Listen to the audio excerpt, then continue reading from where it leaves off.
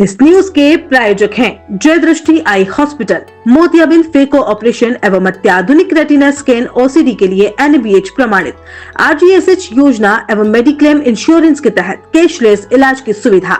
जय दृष्टि eye hospital, Sardarpura, Udaipur. Bharat health Udaipur ने भारत की नवीनतम कोरोनरी उपचार तकनीक का उपयोग कर 40 वर्षीय मरीज का सफलतापूर्वक इलाज किया है।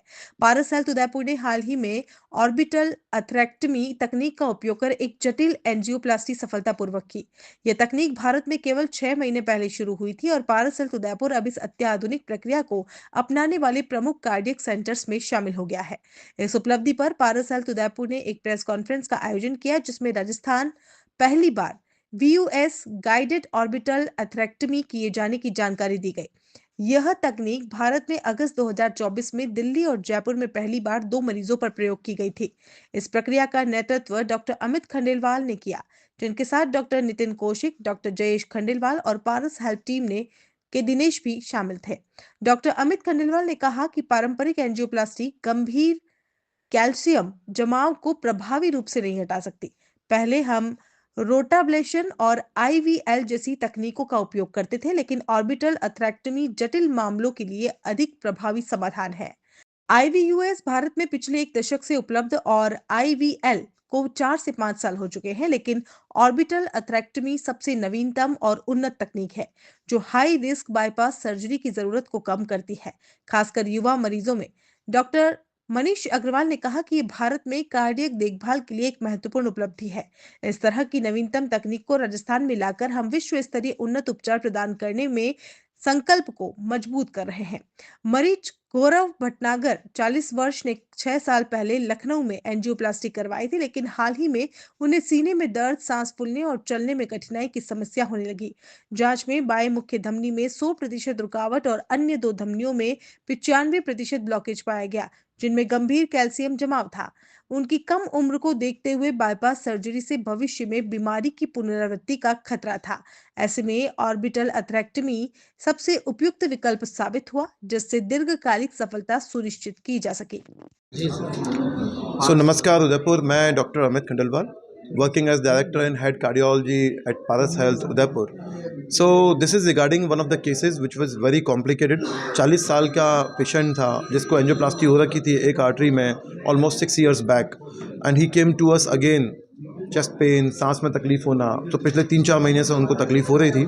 सो हमने एंजियोग्राफी किया, क्योंकि पहले भी स्टेंट लग चुका है, तो हमें लगा कि कहीं ब्लॉकेज और नया डेवलप नहीं हो गया हो या उसी में डेवलप हो गया हो। And we did the angiogram और वी फाउंड कि तीनों ही आर्टरीज़ में अलग अलग तरीके के ब्लॉक हैं। तो सबसे इंपॉर्टेंट आर्टरी होती है LAD, वो 100% बंद थी। LCX जो स्टैंड था उसके ऊपर और नीचे में 90-95% ब्लॉक था, और राइट साइड की आर्टरी में भी अराउंड 90-95% ब्लॉकेज था। नौ तीनों नाड़ियों में ब्लॉकेज होना, हमारे पास में ऑप्शंस क्या हैं? Can it be dealt with medications? क्या ये दवाइयों से संभव है? नहीं, क्योंकि ब्लॉकेजेस सामने इतने ज़्यादा दिख रहे हैं। क्या इसमें बाईपास कर सकते हैं? बट 40 साल के व्यक्ति में सीधा बाईपास का option is not a very good idea.